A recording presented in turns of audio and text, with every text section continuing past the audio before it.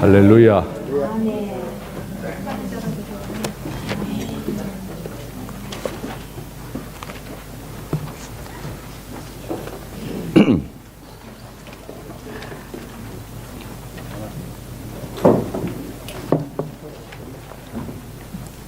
이제 네 번째 메시지에 왔습니다. 같이 제목을 선포하죠. 신랑의 배필인 신부를 준비함. 다시 한번요. 신랑의 배필인 신부를 준비함. 예, 신부를 준비함입니다. 그래서 첫 번 두 메시지는 몸에 대한 것이고, 3번, 4번은 신부의 문제입니다. 이제 오늘 저녁과 내일 아침에는 왕국을 가져옴의 문제입니다. 몸과 신부와 왕국의 문제입니다. 그 다음에 그 소 제목을 다시 한번 읽어보겠습니다. 그리스도 자신 안에서 그분의 왕위인 교회 안에서 군왕들로서 이기는 이들인 그분의 모든 아들들 안에서 왕이신 그리스도를 찬양하라. 힘들죠? 이 제목은 간단하게 왕이신 그리스도를 찬양함입니다. 이 전체가 다 왕이신 그리스도를 찬양하는데 세 단계입니다. 그리스도 자신 안에서, 두 번째는 왕위인 교회 안에서, 세 번째는 군왕들로서 이기는 이들인 그분의 아들 안에서, 세 안에서입니다. 그분 자신 안에서, 왕위인 교회 안에서, 이기는 이들인 그 모든 아들 안에서 왕이신 그리스도를 찬양합니다. 오늘 우리 아침에 신성한 로맨스의 이야기를 보았습니다. 하나님의 그 영원한 목적은 사람을 통해서, 사람을 얻으심으로 사람을 그분의 형상과 모양대로 만드시고, 사람을 통해서 그분 자신이 표현되시고 그분 자신이 대표되는 그 목적을 가지고 계십니다. 표현과 대표입니다. 그러므로 하나님은 반드시 사람을 얻으셔야 합니다. 사람이 반드시 필요합니다. 다시 말하면 내가 필요합니다. 하나님은 사람이 필요합니다. 어제 말씀드렸죠. 우리가 하나님이 필요한 것보다 하나님 우리를 더 필요로 하십니다. 그 유명한 왓츠만 형제님의 그 얘기가 있죠. 그 조지 커팅이라는 유명한 그 복음지를 쓴 분 방문했을 때 그 나이 든 형제님이, 형제요, 하나님이 나를 필요한 걸 아십니까? 우리가 필요한 것보다 우리를 더 필요한다는 걸 강조할 때 아주 깊은 인상을 받았다고 했습니다. 별로 안 놀라시네요. 이해가 안 되시죠? 그 아들, 딸들이 아빠, 엄마를 사랑한다고 할 때 그 정도하고, 부모가 돼서 자식을 사랑한다고 할 때 그 차이는 큽니다. 아이들은 전화 옵니다. 근데 그 전화가 되게 반가운 게 아닙니다. 뭐가 문제가 있거나 필요할 땐 전화 옵니다. 오히려 소식 없을 때가 더 기쁜 겁니다. 근데 엄마, 아빠는 전화가 오건 안 오건 항상 그 마음에 더 아들을 사랑합니다. 그리고 부족할수록 더 마음이 갑니다. 근데 그 형제들은 이해를 못 합니다. 왜 형이 그러는데 뭘 더 하냐고 말이죠. 그거는 다른 차원의 이야기입니다. 우리가 하나님이 필요할 때는 뭐가 부족했었습니다. 건강을 위해서, 사업을 위해서, 축복을 받기 위해서. 그것이 우리의 필요에 따른 차원입니다. 그런데 하나님은 그 목적을 이루기 위해서, 우주를 지은 그 목적을 위해서 우리를 필요로 하십니다. 그분을 표현하고 그분을 대표하기 위해서 우리가 필요하신 겁니다. 이걸 이루기 위해서 그분은 세 단계를 거치셨죠.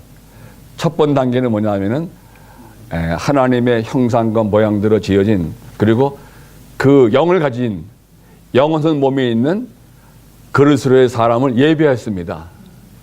그러므로 하늘과 땅과 만물은 다 사람을 위해 있습니다. 하늘은 땅을 위하고 땅은 사람을 위하고 사람은 하나님의 형상과 모양적인 그릇으로서 하나님을 담을 수 있는 그 첫 단계가 바로 하나님의 그 목적을 이루는 첫 단계입니다. 두 번째는 내용으로서 이제 생명나무 앞으로 인도하셔서 생명인 그분을 먹는 방법으로 우리에게 들어오실 때 하나님과 사람과 하나님이 하나 되는 것입니다. 그러므로 우리의 믿음은 무슨 기독교, 무슨 종교 그 문제가 아닙니다. 이건 생명의 문제입니다. 여기서 하나의 큰 전환이 필요합니다. 축복 문제가 아니고 뭘 하는 위하여 섬기는 문제가 아니고 생명에서의 하나님과 사람의 연합입니다. 하나님 우리 안에 생명과 인격과 내용 모든 것 되시고 우리는 그분을 살아 표현하는 그분의 단적인 표현되는 것이 그분의 목적입니다. 두 번째는 생명으로 우리가 들어오심을 말하고 있습니다. 마지막 세 번째는 뭐라고 그랬죠? 배필입니다. 아까 말했지만 하나님 사람을 지으신 다음에 사람이 홀로 거하는 건 좋지 않다. 내가 돕는 배필을 지으리라고 했습니다. 그 말은 뭐냐면 하나님 그분 자신이 뭐라고 하냐면 한마디 말하면 장가가고 싶다는 얘기입니다. 아주 깜짝 놀란다면은 그분은 홀로 있기를 원치 않으십니다. 우리와 결혼하기를 원하시는 것입니다. 그래서 아까 말씀드린 이것은 성경 전체는 신성한 로맨스의 이야기입니다. 이제 이것을 이제 오늘 말씀을 우리 통해서 하나하나 보기 원합니다. 자, 로마서 1번입니다. 성경 전체는 같이 읽죠. 전체는 신성한 로맨스, 곧 하나님께서 그분의 선민에게 어떻게 구애하시고 결국 그들과 어떻게 결혼하신지에 대한 기록이다. 와, 이게 성경 전체 이야기입니다. 성경 전체는 신성한 로맨스, 곧 하나님께서 그분의 선민에게 어떻게 구애하시고 결국 그들과 어떻게 결혼하시는지에 대한 기록이다. 구애와 결혼의 문제입니다. 거기에 많은 말씀인데 한번 우리가 쭉 보기 원합니다. 이사야 54장 5절입니다. 이사야 54장 5절입니다.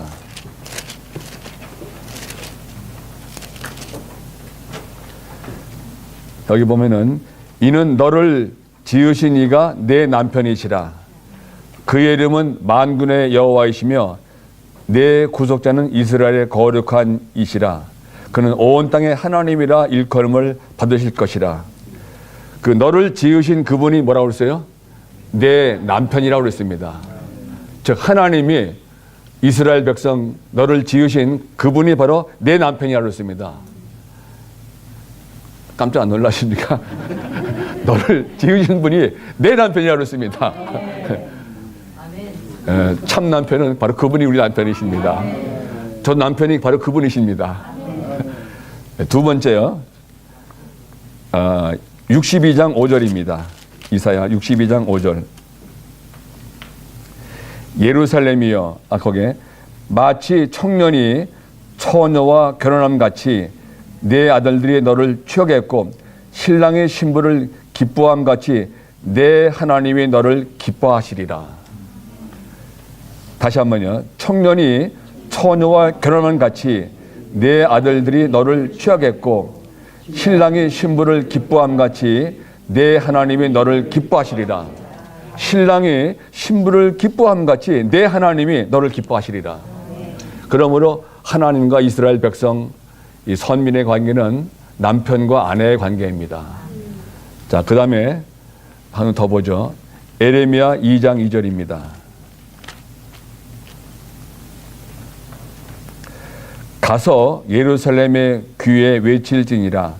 여호와께서 이와 같이 말씀하시기를 내가 너를 위하여 내 청년의 때의 인애와 내 신혼 때의 사랑을 기억하노니 곧 씨 뿌리지 못하는 땅 그 광야에서 나를 따랐음이니라. 이 말은 출애굽했을 때 그 장면입니다. 그런데 그 장면이 신혼 때의 사랑을 하고 말하고 있습니다. 이스라엘 백성들이 하나님을 따라서 광야로 씨 뿌리지 못하는 땅에 나왔을 때 그때가 내 신혼 때의 그 사랑이라고 그랬습니다. 그 다음에 3장 1절입니다. 예레미야 3장 1절. 그들이 말하기를 가령 사람이 그의 아내를 버림으로 그가 그에게서 떠나 타인의 아내가 된다 하자. 남편이 그를 다시 받겠느냐? 그리하면 그 땅이 크게 더러워지지 아니하겠느냐 하시느니라. 내가 많은 불의와 행음하고서도 내게 돌아오느냐? 여호와의 말씀이니라. 이 말씀을 내용을 보면은 여호와께서 그들의 남편이심을 알고 말하고 계십니다. 그런데 이 아내인 이스라엘이 더럽게 간음을 행했습니다. 그 얘기입니다. 그 다음에 3장 14절입니다. 여호와의 말씀이니라. 배역한 자식들아 돌아오라. 나는 너의 남편임이라. 배역한 자식들아 돌아오라. 나는 너의 남편임이라. 내가 너희를 성읍에서 하나와 족속 중에서 둘을 택하여 너희를 시온으로 데려오겠고, 여기도 분명하게 나는 너의 남편이라고 말씀하고 계십니다. 31장 3절입니다.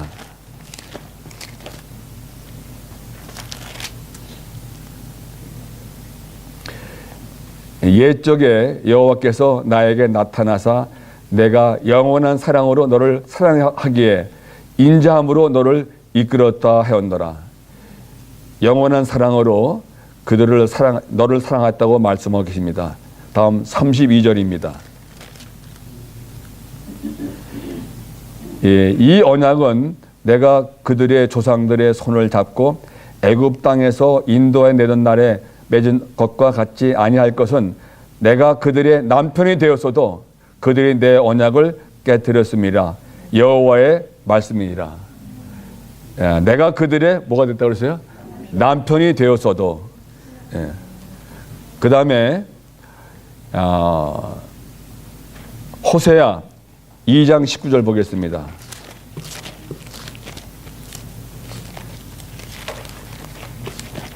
호세아 2장 19절.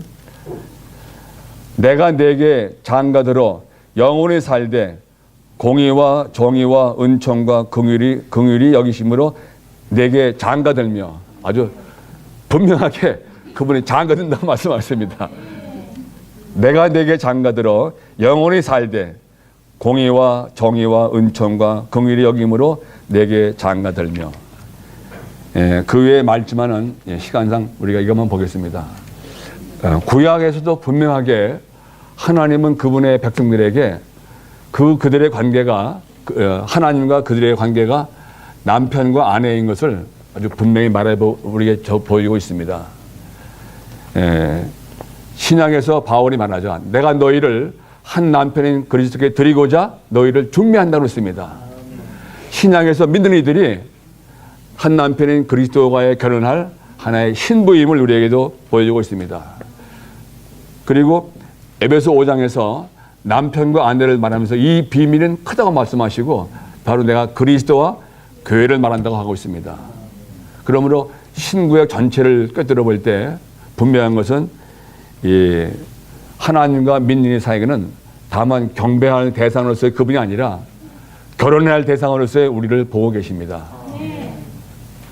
요한복음 3장에서 전적으로 거듭남을 말하고 있죠. 그런데 거듭난 민들이들이 그리스도의 증거이고 그들이 바로 신부임을 보여주고 있습니다. 신랑을 말하고 있고 신부를 말하고 있습니다. 그러므로 이 신구약 전체에서의 기조 사상은 신성한 로맨스의 이야기입니다. 자, A를 보겠습니다. 주님의 회복은 마태복음 16장 18절과 요한계시록 19장 7절과 8절을 성취하기 위해 곧 그리스도의 교회를 건축하고 그리스도의 신부를 예비하기 위해 있다. 교회를 건축하고 신부를 예비하기 위해서 주의 회복은 존재하고 있습니다. B. 하나님의 백성인 우리가 하나님과 사랑의 관계를 맺을 때 하와가 아담의 생명을 받은 것처럼 우리도 그분의 생명을 받는다. 여기에 중요한 단어는 하나님과 사랑의 관계를 맺을 때 우리는 그분의 생명을 받는 것입니다. 다시 한번요. 하나님과 사랑의 관계를 맺을 때 우리는 그분의 생명을 받습니다. 지난번에 말씀드린 그 복음이 있죠. 하나님이 세상을 이처럼 사랑하사 독생자를 주셨으니 저를 믿는 자마다 멸망치 않고 영원한 생명을 얻게 하심이라. 이제 그 사랑 안에서 이제 독생자를 주심으로 우리가 그걸 믿었습니다. 이것이 바로 우리가 받은 복음입니다.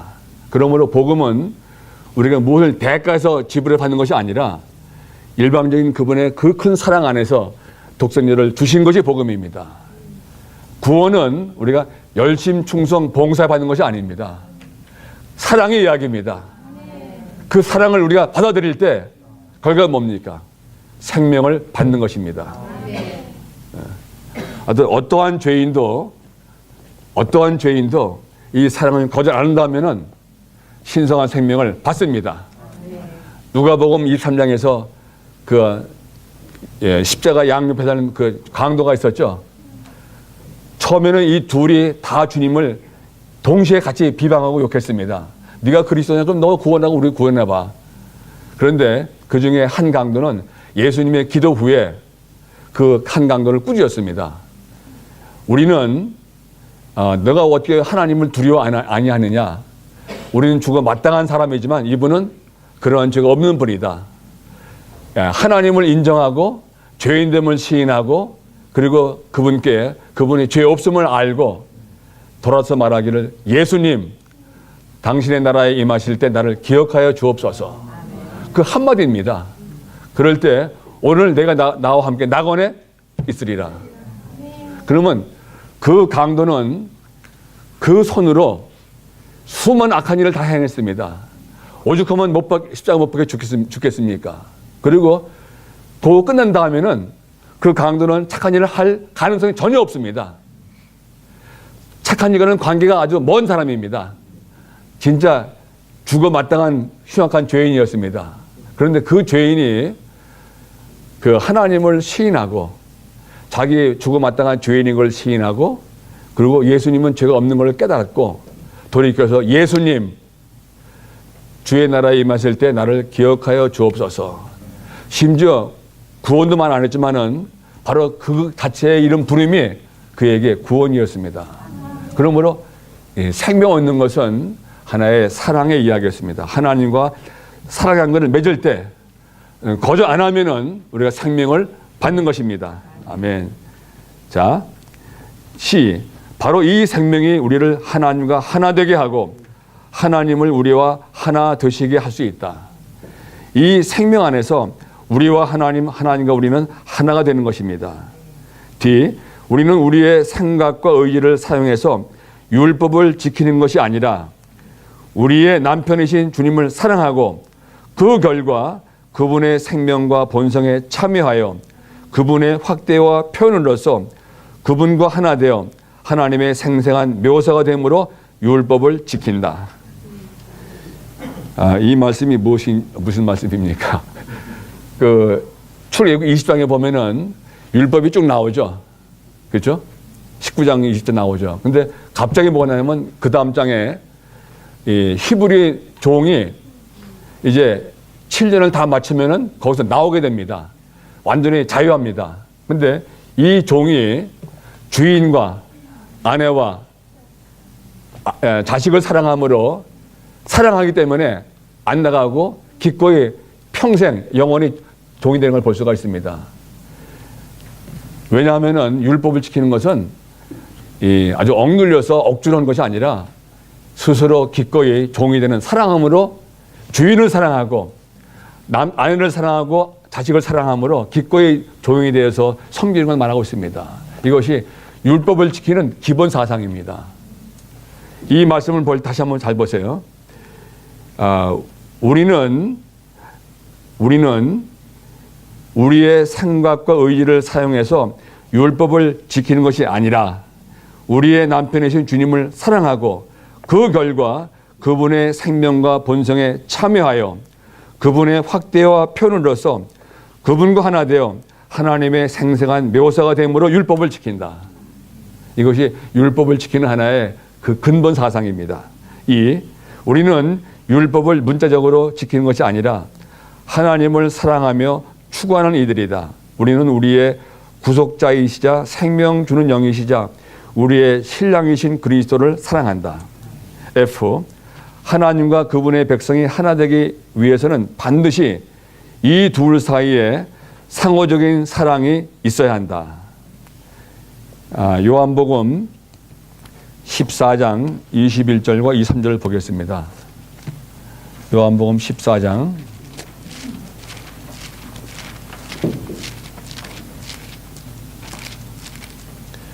21절입니다. 나의 계명들을 받아서 지키는 사람은 나를 사랑하는 사람입니다.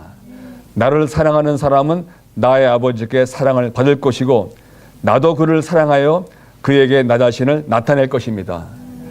여기에 계명들을 받아 지키는 사람은 나를 사랑하는 사람입니다. 사랑과 계명을 지킴이 연결되어 있습니다. 나를 사랑하는 사람은 나의 아버지께 사랑을 받을 것이고 나도 그를 사랑하여 그에게 나 자신을 나타낼 것입니다. 사랑하는 사람에게 그분 자신을 계시하십니다. 23절 예수님께서 그에게 대답하셨다. 누구든지 나를 사랑하면 나의 말을 지킬 것입니다. 그러면 나의 아버지께서 그를 사랑하실 것이고 우리가 그에게 가서 그와 함께 서로 거처를 정할 것입니다. 거처를 정하는 문제가 사랑의 문제입니다. 이번에 우리 안에서 저는 하나의 갈망이 이 2017년에 우리의 주님의 사랑이 더 불타오르기 원합니다. 차갑지도 않고 뜨겁지 않은 미지감에서 우리가 구원받기 원합니다. 매일매일 주를 사랑한다고 고백함으로 우리의 사랑이 더 불타오르기 원합니다. G. 성경 속에 펼쳐져 있는 하나님과 그분의 백성 사이의 사랑은 주로 남자와 여자 사이의 애정어린 사랑과 같다고 말하고 있습니다. 아버지와 아들 사랑이 아니라 남녀의 사랑입니다. 뜨거운 사랑입니다. H. 하나님의 백성이 하나님을 사랑하여 그분의 말씀 안에서 그분과 교통하는 데 시간을 보내는 동안에 하나님은 그분의 신성한 요소를 그들에게 주입하시어 그들을 그분의 배우자로서 그분과 하나 되게 하신다. 즉 생명과 본성과 표현에서 그분과 똑같이 만드신다. 이걸 다시 한번 두 분 금방 먹기 원합니다. 네.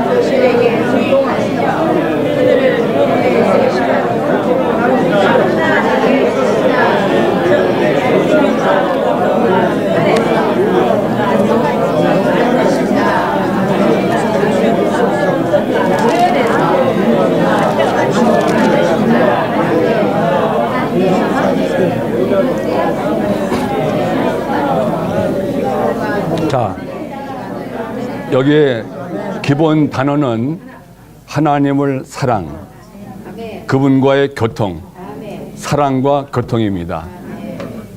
하나님을 사랑하여 말씀 안에서 그분과 교통하는 데 시간을 보내는 동안에 뭐가 이루어지냐면은 하나님은 그분의 신성한 요소를 그들에게 주입하십니다. 언제 주입되죠? 하나님을 사랑하고 말씀 안에 교통할 때입니다. 하나님을 사랑하고 말씀 안에 교통하면은 그때 하나님은 그분의 신성한 요소를 우리에게 주입하십니다. 그래서 그들이 배우자로서 그분과 하나 되게 하십니다. 즉 생명과 본성과 표현에서 그분과 똑같이 만드십니다. 할렐루야. 간단합니다. 사랑하고 말씀 안에서 교통하면은 신성한 성분을 주입해서 생명과 본성과 표현해서 그분과 똑같이 만듭니다. 이것이 우리 인생의 목표입니다. 다시 한번요. 하나님을 사랑하고 말씀 안에서 교통함으로 신성한 성분을 주입받음으로 생명과 본성과 표현해서 그분과 똑같이 되는 것입니다. 다시 한번 말해보세요.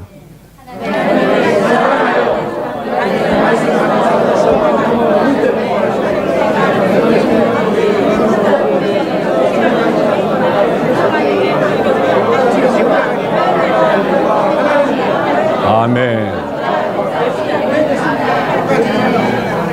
다시 한번 말씀드립니다. 하나님을 사랑하고 그분의 말씀 안에서 교통하면 생명과 본성과 표현해서 그분과 똑같이 됩니다. 그 성분을 주입하시는 거죠. 할렐루야. 그래서 다시 말하지만 아침에 반드시 시간을 쪼개셔야 돼요. 제일 좋은 부분을 그분께 떼어두세요.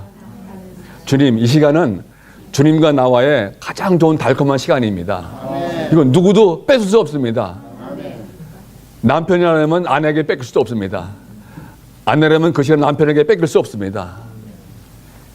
가장 좋은 시간을 나 개인적으로 주님과의 사랑한다고 고백하고 말씀 안에서 교통하는 시간을 가진다면은 내 안에 신성한 성분이 주입되어서 결국은 생명과 본성과 표현해서 우리는 그분의 배필이 되는 것입니다. 아멘. 오늘 이것만 기억해도 오늘 시간 다 얻은 겁니다. 사랑하고 말씀 안에 교통하면 신성한 성분이 내 주입돼서 생명과 본성과 표현해서 그분과 똑같이 되는 것입니다. 모르는 사이에 우리가 변합니다. 이것이 우리의 하나의 이 새해 하나의 시간이 되긴 합니다. 하여튼 저는 가능한 대로 어떤 내 방에 딱 들어가서 주님과 시간을 갖습니다. 나이가 드니까 일정한 시간 안 되는데 하여튼 최선을 다해서 다른 가기 전에 문을 걸어 잠그고 주님과의 그 시간이 가장 달콤한 시간을 갖고 있습니다. 그 시간을 우리가 누구한테 뺏기지 않도록 하여튼 따로 딱 떼어 놓으셔야 돼요. 그래야 여기에 사랑 안에서 교통하고 말씀 안에 그걸 누릴 때 사랑하고 말씀 안에 교통할 때 그 신성한 성분이 나도 모르는 사이에 내게 주입되어서 생명과 본성과 표현해서 그분과 똑같이 변하는 것입니다. 그것이 그분의 마음의 갈망입니다. 자, 나머지 시간은 로마서 2번은 전체가 다 나눠드린 시편 45편에 대한 말씀드립니다. 시편 45편 그 제목을 보면은요,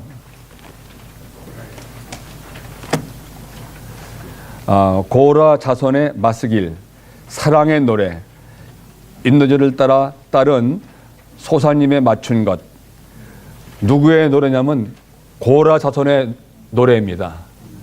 고라는 하나님의 거역한, 그러므로 멸망받은 그러한 자손입니다.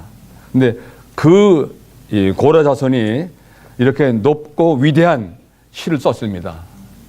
멸망당한 그 무리 중에 그 자손이 구원받아서 여기 보면은 한번 읽어보죠. 시편 45편은 모든 시편 중에 가장 높고 가장 위대한 것, 고라 자손의 시들 중 하나이고 백합화 곡조에 따른 사랑의 노래이다. 이 시편은 본래 왕이신 그리스도를 그분의 왕위인 교회 안에서와 그분의 군왕들인 이기는 안에서 찬양한다. 자, 가장 높고 위대한 이 시편을 우리 한번 전체를 한번 읽어보기 원합니다. 따로 부탁을 드렸어요, 여기에요. 형제님들이 한 절, 자매들 한 절, 또박또박 읽어보시죠. 형제님들이요. 내 마음에서 좋은 말이 넘쳐 왕에 대하여 지은 것을 말하니 내 혀는 필객의 붓과 같도다. 왕은 인생보다 아름다워 은혜를 입술에 머금으니 그러므로 하나님이 왕에게 영영이 복을 주시도다. 능한 자여 칼을 허리에 차고 왕의 영화와 위엄을 입으소서. 왕은 진리와 온유와 공의를 위하여 유력 있게 하고 승전하소서. 왕의 오른손이 왕에게 두려운 일을 가르치리이다. 왕의 살이 날카로워 왕의 원수의 염통을 뚫으니 만민이 왕의 앞에 엎드려지는도다. 하나님여 주의 보좌가 영영하며 주의 나라의 홀은 공평한 홀이니이다. 왕이 정의를 사랑하고 악을 미워하시니 그러므로 하나님 곧 왕의 하나님이 즐거움의 기름으로 왕에게 부어 왕의 동료보다 승하게 하셨나이다. 왕의 모든 것은 몰라가 신약과 육대의 향기가 있으며 상하궁에서 나오는 현악은 왕을 즐기게 하도다. 왕의 귀비 중에는 열왕의 딸이 있으며 왕후는 오빌의 금으로 꾸미고 왕의 우편에 서도다. 딸이여 듣고 생각하고 귀를 기울일지어다. 내 백성과 아비 집을 잊어버릴지어다. 그러하면 왕이 너의 아름다움을 사모하실지라. 저는 너의 주시니 너는 저를 경배할지어다. 너의 딸이 예물을 드리고 백성 중 구한 자도 내 은혜를 구하리로다. 왕의 딸이 궁중에서 모든 영화를 누리니 그 옷은 금으로 수놓았도다. 옷을 입은 자가 왕께로 인도함을 받으며 시종하는 동무 처녀들도 왕께로 이끌려 갈 것이라. 저희가 기쁨과 즐거움으로 인도함을 받고 왕궁에 들어가리로다. 왕의 아들들이 왕의 열조를 계승할 것이라. 왕이 저희로 온 세계의 근황을 삼으리로다. 내가 왕의 이름을 만세에 기억해 하리니 그러므로 만민이 왕을 영영히 찬송하리로다. 이 시편 40여 편은 전체가 사역의 말씀에 의하면 세 부분으로 되어 있습니다. 1절부터 8절까지 왕 자신을 찬양하는 그러한 시편입니다. 그리고 9절부터 15절까지가 이제 여기 보면은 교회를 찬양하면서 왕 그리스도를 찬양하는 내용입니다. 교회에 대한 내용입니다. 9절부터 15절까지가. 그리고 끝부분 16절 7절은 왕의 아들들 곧 군왕들인 이기는 이들을 찬양하면서 왕 그리스도를 찬양합니다. 세 대상이죠. 왕 자신 그리고 왕비 거기에 귀빈들과 친구 처녀들이 있습니다. 그건 교회의 예표들입니다. 교회의 예표입니다. 그 다음에 왕의 아들들 군왕들은 이기는 이들을 찬양하면서 왕 그리스도를 찬양합니다. 자, 이 시는 시인 아니면 이해하기 어렵습니다. 시 자체는 깊어서 이해하기 어렵습니다. 그리고 영적인 체험과 깊이가 있어야 이걸 이해할 수 있습니다.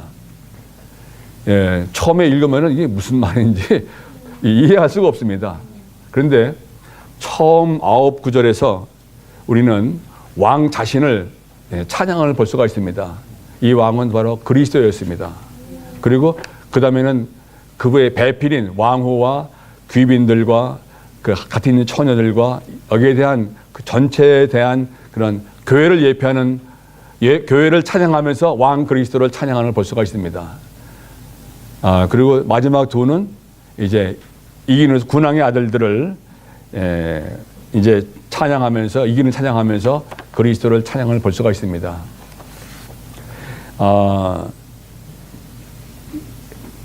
이번에 하나 더 놀라운 건 뭐냐면은 처음 9구절은 사복음서에 계시된 왕이신 그리스도를 찬양하는 것입니다. 처음 9구절은 왕이신 사복음서에서 왕이신 그리스도. 두 번째 9절은 9절부터 15절은 서신설에 계시된 대로 왕후 곧 그리스도 안에 교회를 찬양하면서 왕 그리스도를 찬양하는 것입니다. 두 번째 부분은 서신서들입니다. 마지막 두 구절은 요한계시록입니다. 그러므로 사복음서, 서신서, 요한계시록에 다 포함된 그 광범위하게 그런 것이 포함된 상태에서의 왕 그리스도를 찬양하는 놀라운 높고 위대한 찬양입니다. 시편입니다. 이제 이걸 옆에 두면서 여기 개요를 보면은 이제 이해가 될 수가 있습니다. 자, A. 하나님의 위대한 일은 황폐하게 된 하나님의 건축물을 복원하고 반역적인 사람들을 그분의 무한한 긍휼과 은혜를 통해 그리스도의 인인이들로 변화시켜서 고라 자손들을 회복시켜 그분의 신부 곧 그분의 이기는 왕후를 이루는 구성원들이 되게 하는 것이다. 우리 같이 반역적인 사람들 고라 자손들을 변화시켜서 긍휼과 은혜를 통해서 변화시켜서 회복시켜서 왕후를 이루는 구성원들이 되게 하는 것입니다. 어떠한 은혜와 어떠한 긍휼입니까? 우리는 본질상 고라 자손과 똑같습니다. 하나님을 거역하고 하나님을 두기를 싫어했고 하나님을 등진 사람들이었습니다. 하나님과 배역한 사탄에 속한 사람들이었습니다. 근데 이러한 사람들이 긍휼과 은혜를 통해서 무한한 은혜와 긍휼을 통해서 이들을 변화시켜서 그 회복시켜서 왕을 이루는 구성원들이 되게 했습니다. 놀라운 이야기입니다. 자, B. 우리가 주님을 애정어리게 사랑하는 사람들이라면 결국 우리는 그분께서 사랑하시고 그분의 마음에 드는 이들이 된다. C. 백합화는 하나님을 신뢰하는 순수하고 단순하며 단일한 생활을 의미한다. 백합화 노래에 맞춘 이게 시가거든요. 백합화라는 것. 그리고 D. 우리에게 주 예수님에 대한 애정어린 사랑이 있다면 우리의 혀는 글솜씨가 뛰어난 작가의 붓끝이 되어 우리가 그분의 충만한 사역 안에 나타나신 그분의 온 존재에 따라 그분을 체험하고 누린 것을 가지고 그분에 대한 우리의 사랑과 찬양을 쓸 준비가 되어 있을 것이다. 이런 애정이 있다면은 그 입에서 막 넘칠 것입니다. 준비가 필요 없고 다시 한번 뭐 쓰고 할 필요 없이 그냥 흘러 넘칠 겁니다. 그것이 1절의 이야기입니다. 사랑하면 막 쏟아날 것입니다. 그 큰 은혜와 긍휼을 입은 사랑이 나올 때 바로 그 이야기, 1절이 바로 그 얘기입니다. 자, 2입니다. 시편 45편은 거기에 사복음서에 계시된 왕이신 그리스도를 찬양하고 있습니다. 그것이 1절부터 그 8절까지 있는 그 이야기입니다. 자, 1. 시편 기자는 아름다움을 지니신 왕 그리스도를 찬양한다. 첫 번째 항목은 처음 1절, 2절은 그리스도의 아름다움을 말하고 있습니다. 한번 읽어보죠. 2절 보세요. 왕은 인생보다 아름다워 은혜를 입술에 머금으니 그러므로 하나님이 왕에게 영영의 복을 주시도다. 이 왕은 인생보다 아름다웠다고 말하고 있습니다. 그렇기 때문에 그리고 아름다웠고 입술에 은혜를 머금고 있습니다. 그분의 모든 말씀은 다 은혜의 말씀이었습니다. 누가복음에서 그 희년의 선포를 하시죠. 그리고 은혜의 말씀이 나왔다고 말하고 있습니다. 그러므로 하나님이 왕에게 영원한 복을 주시는 것입니다. 이것은 아름다움을 말하고 있습니다. 자, 은혜가 그리스도의 입술에 쏟아진다. B. 사람 예수님은 아름다우시고 달콤하시며 은혜로 충만하시기 때문에 하나님께서 감동하셔서 그분에게 영원한 복을 주셨다. 그것이 처음 1절과 2절에 대한 말씀입니다. 그 다음에 이 시편 기자는 승리하신 왕 그리스도를 찬양한다. 3, 4, 5절이 왕의 승리를 찬양하고 있습니다. 3, 4, 5절 한번 읽어보죠. 능한 자여 칼을 허리에 차고 왕의 영화와 위엄을 입으소서. 왕은 진리와 온유와 공의를 위하여 위엄에게 타고 승하소서. 왕의 오른손이 왕에게 두려운 일을 가르치리이다. 왕의 살이 날카로워 왕의 원수의 염통을 꿰뚫으니 만민이 왕 앞에 엎드리뇨다. 이 3, 4, 5조는 왕의 승리를 말하고 있습니다. 왕의 승리. 승리하신 왕을 찬양하고 있죠. A. 사탄과 그의 타락한 천사들이 볼 때 그리스도는 자신의 칼을 넓적다리에 차신 용사, 곧 그분의 승리의 표시로서 위엄과 광채를 지니신 분이십니다. 3절이고요. B. 그리스도는 그분의 광채 가운데서 진리와 온유와 의로 인해 승리를 거두어 올라타신다. 땅 위의 상황이 어떠하든 민족들이 무엇을 하고 있든 관계없이 그리스도는 승리를 얻고 번영하시면서 타고 계신다. 그분은 승천하신 날부터 타기 시작하셨고 승리 가운데 돌아오실 때까지 계속 타실 것이다. 그것이 45장 4절의 이야기입니다. C. 그분의 오른손은 엄청난 일들을 이룬다. 그리스도의 엄청난 일들은 그분의 십자가에 못 박혀 죽으심과 부활과 승천을 포함한다. 주 예수님께서 하시는 모든 것은 크고 작든 엄청나다. 엄청납니다. 죽음과 부활이 그게 엄청난 일입니다. D. 그분의 화살들은 날카로워 그분의 원수들의 심장을 뚫으니 만민이 그분 아래 엎드러진다. 예, 그리스도의 승리를 말하고 있습니다. 그래서 이 3절의 1, 2절에서의 아름다움과 3, 4, 5절에서의 승리가 같이 연결되어 있습니다. 아름다움과 승리가 연결되어 있습니다. 조화되어 있습니다. 아름다움은 약하겠죠, 대부분 다. 근데 그 아름다움이 승리와 연결되어 있습니다. 조화되어 있습니다. 아름다움과 승리가. 그 다음에 세 번째, 시편 기자는 왕궁 안에 계신 왕 그리스도를 찬양한다. 6절, 7절이 왕궁 안에 계신 왕 그리스도를 찬양합니다. 그러니까 아름다움, 승리, 그 다음에 왕국입니다. 승리한 결과가 뭡니까? 왕국이죠. 아름다움, 승리, 왕국입니다. A. 하나님이신 그리스도의 보좌는 영원 무궁하며 그분의 왕국과 왕권은 공평의 왕권이다. 왕권을 말하고 있습니다. 승리하신 다음에 B. 왕이신 그리스도는 의를 사랑하시고 악을 미워하셨으며 아버지 하나님은 그리스도의 즐거움의 기름을 부으시어 그분의 동료들 위에 두셨다. 그래서 왕국 안에 계신 그리스도를 찬양하는 것은 6절과 7절입니다. 한번 읽어보죠. 6절. 하나님이여 주의 보좌가 영영하며 주의 나라의 홀은 공평한 홀이니이다. 왕이 정의를 사랑하고 악을 미워하시니 그러므로 하나님 곧 왕의 하나님이 즐거움의 기쁨으로 왕에게 부어 왕의 동료들보다 승하게 하셨나이다. 6절 7절이 왕궁에 계신 그리스도를 찬양하고 있습니다. 그래서 아름다움, 그리스도의 아름다움과 승리와 왕국을 말하고 있습니다. 네 번째, 시편 기자는 달콤한 미덕을 지니신 왕 그리스도를 찬양한다. A. 그분의 모든 의복에는 모략과 침향과 계피의 향기가 있다.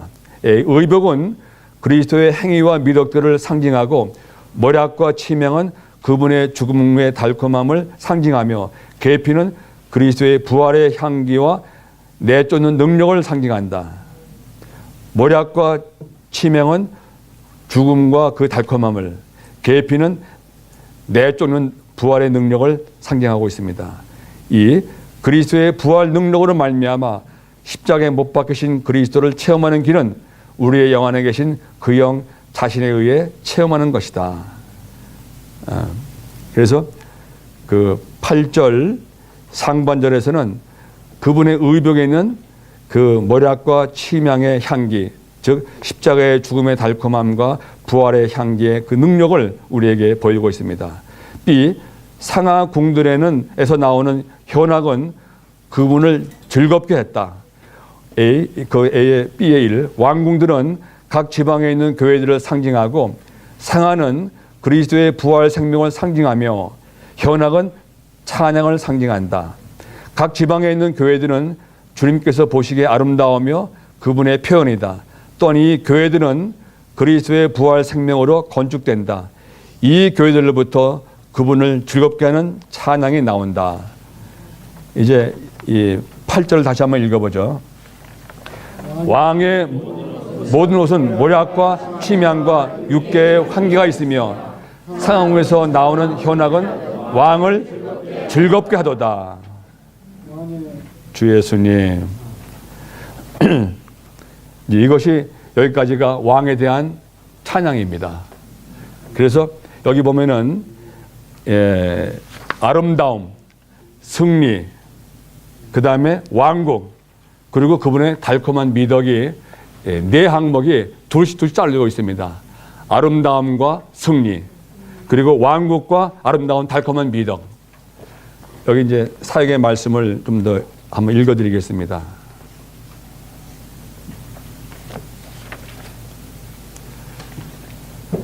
시편 45편은 솔로몬으로 예표되시는 왕 그리스도께 드리는 찬양이다.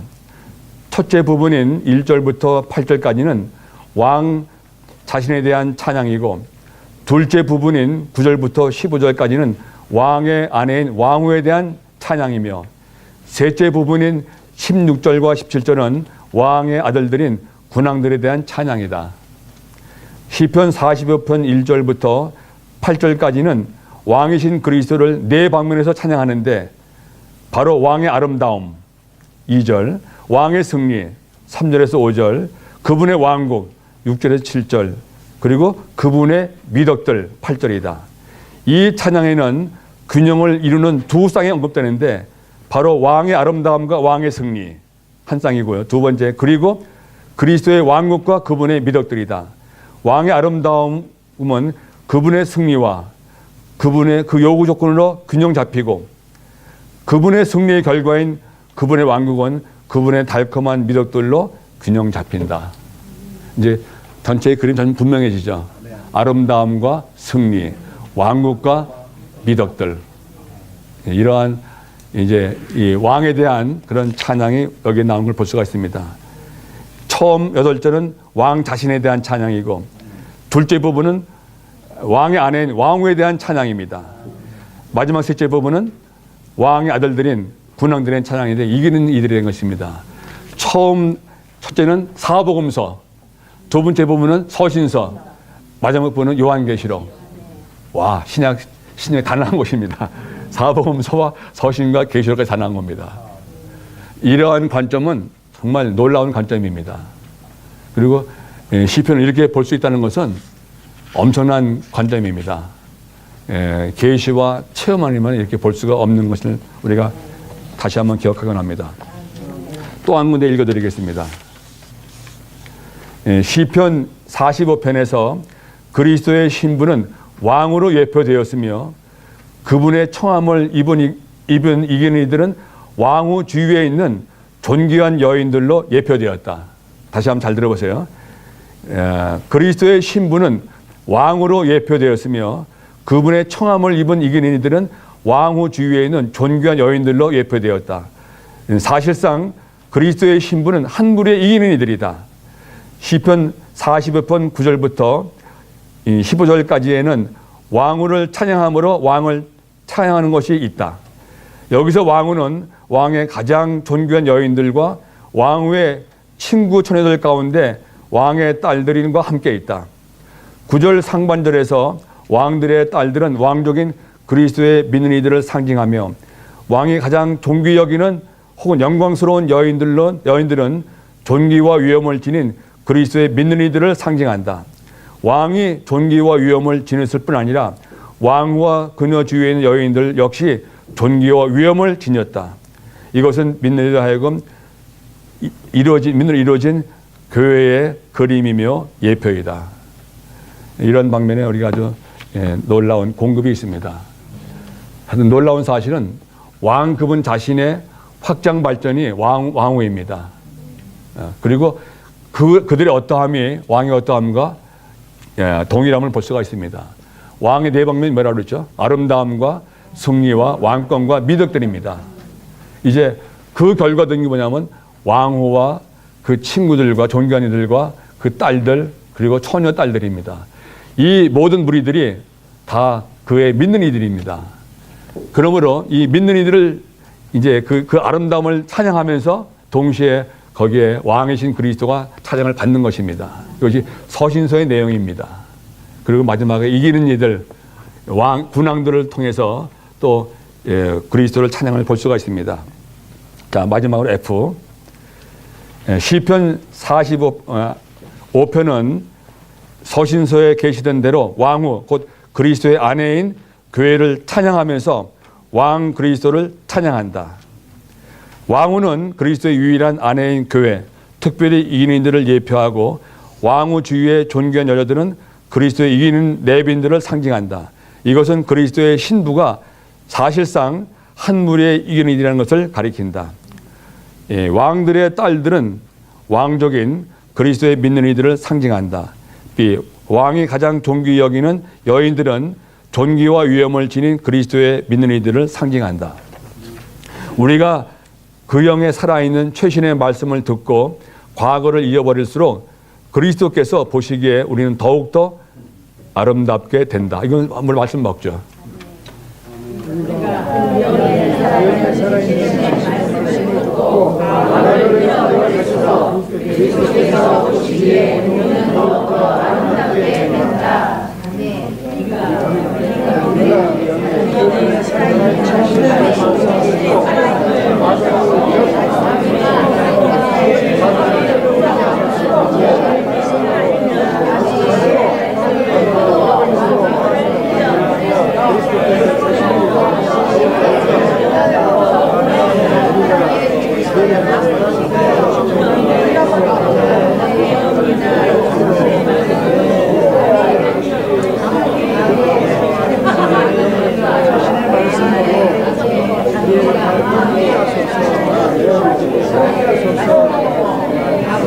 자, 여기에 중점이 있습니다.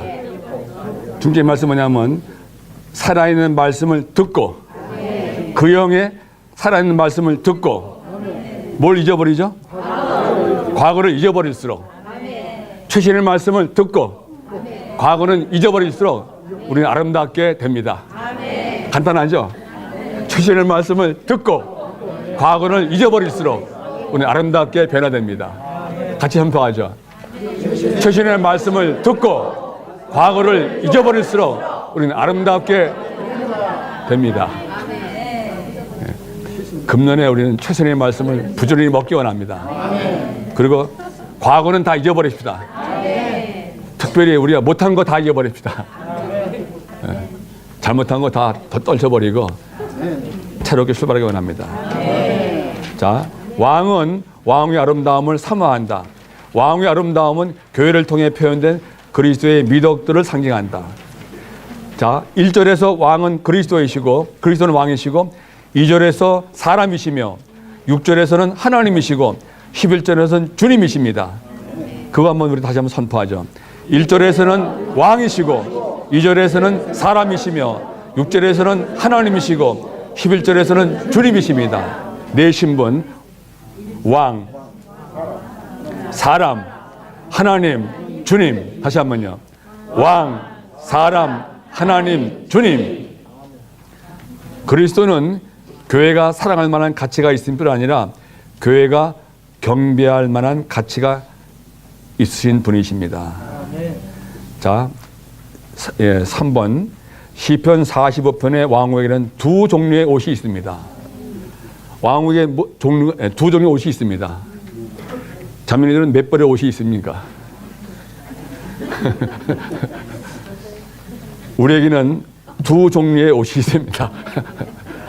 자, A, 첫 번째 옷은 오빌의 금, 즉 금실을 넣어 짠 것입니다. B, 두 번째 옷은 수놓은 옷입니다. 첫 번째는 금실을 넣어서 짠 옷이고 두 번째는 아주 섬세하게 한 땀 한 땀 수놓은 옷입니다. 자, 보시죠. A의 1. 이 옷은 우리의 구원을 위한 우리의 객관적인 의신 그리스도와 부합됩니다. 왕과 금으로 덮인 것은 교회가 신성한 본성 안에서 나타나는 것을 상징한다. 금실을 넣어 짠 옷은 죽음과 부활을 통해 처리받으신 그리스도께서 교회의 의가 되신 것을 상징한다. 이 그리스도는 교회가 하나님 앞에서 의롭됨을 얻도록 하나님의 의로운 요구를 이루셨다. 이제 이 금실을 넣어서 짠 옷은 우리의 객관적인 의가 되신 그리스도를 말하고 있습니다. 객관적인 의이신 그리스도입니다. 자, 두 번째 옷은 수놓은 옷입니다. 이 옷은 그 영에 변화시키는 일에 의해 우리 안으로 수놓아지고 우리의 승리를 위한 우리의 주관적인 의로운 행실로서 우리로부터 살아 나타낸 그리스도와 부합된다. 이 같이 읽죠. 우리의 주관적인 의로운 행실로서 그리스도는 우리 안에 거하시면서 우리를 위해 언제나 하나님께서 기쁘게 받으시는 삶을 사시는 분이시다. 여기에 객관적인 의이신 그리스도와 주관적인 의로서의 그리스도가 있습니다. 객관적인 것은 우리가 믿을 때 받은 것입니다. 주관적인 그리스도를 살아 나타냄으로 나타난 우리의 주관적인 의이신 그리스도입니다. 3. 수놓은 옷은 교회가 성도들의 의로운 행실을 입고 그리스도께 인도되어 그분과 결혼하는 것을 상징하는데, 이 의로운 행실은 그리스도와 교회의 결혼을 위해 그리스도의 요구를 이루기 위한 것이다. 예, 결혼식에 들어가면 뭐가 필요합니까? 수놓은 옷이 필요합니다. 한 땀 한 땀 살아 나타낸 우리의 주관적인 의로서 살아 표현된 그리스도가 신뢰가 받을 수 있는 바로 주관적인 의로서의 우리의 합당한 의복입니다. 4번입니다. 왕에 따른 궁전 안에서 영광스럽고 처녀들은 왕의 궁전으로 들어갈 것이다. 왕에 따른 왕으로서 교회를 상징하고 그녀가 궁전 안에서 완전히 영광스러운 것은 영광스러운 교회가 그리스도를 자신의 궁전으로 취하는 것을 상징한다. 우리는 그리스도를 우리의 거처로 취하고 우리 또한 그분의 거처가 되며 이 상호 거처가 결국 새 예루살렘을 상징하는 궁전이 된다. 이것이 이제 두 번째 부분입니다. 같이 읽죠.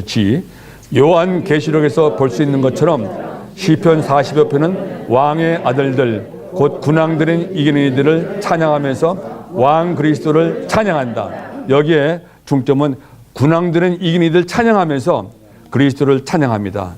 이제 강화의 단계에서 우리는 이기는 이들을 볼 수가 있습니다. 1. 왕의 아들들은 왕의 조상들을 계승할 것이라.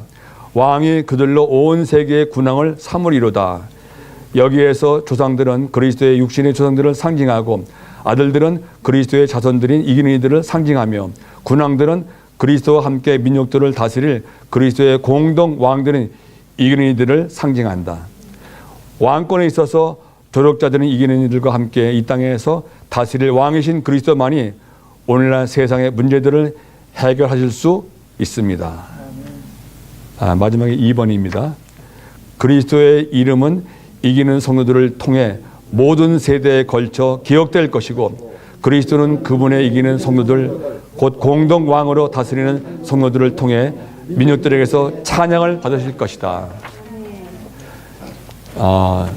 우리가 이러한 이제 이 시편을 오늘 우리가 읽었지만은 계속 음미를 해보세요. 예, 찬송도 나와 있잖아요. 찬송 부르면서 이걸 음미하고 우리가 외울 수 있다면은 이제 그만큼 우리 안에서 이 모든 시편의 내용들이 이제 실제될 것입니다. 그래서 왕이신 그리스도, 몸된 교회인 그리스도, 그리고 이기는 이들의 그 그리스도를 찬양하면서 그 세 방면의 찬양에서 우리는 그리스도를 찬양할 수가 있습니다. 왕 자신의 네 방면이 알았죠? 왕의 아름다움, 왕의 승리, 왕의 왕국, 그리고 그분의 미덕들, 그리고 이제 왕후와 왕후의 친구들, 또 귀빈들, 또 이런 동료들이 누구냐면 결국은 단체적인 그리스도의 신부로서의 몸된 교회를 말하고 있습니다. 서신서에 나타난 그분의 확장 발전으로서의 믿는 이들을 우리에게 보여주고 있죠. 마지막에는 이기는 이들의 문제입니다. 군왕들의 문제입니다. 이런 볼 때 짧은 45편이지만 신약 전체권에 다 포함될 수 있는 놀라운 관점을 우리가 갖게 되었습니다. 할렐루야. 주님을 더 누리시기 원합니다. 지난번 식으로 5시 40분까지 그룹별로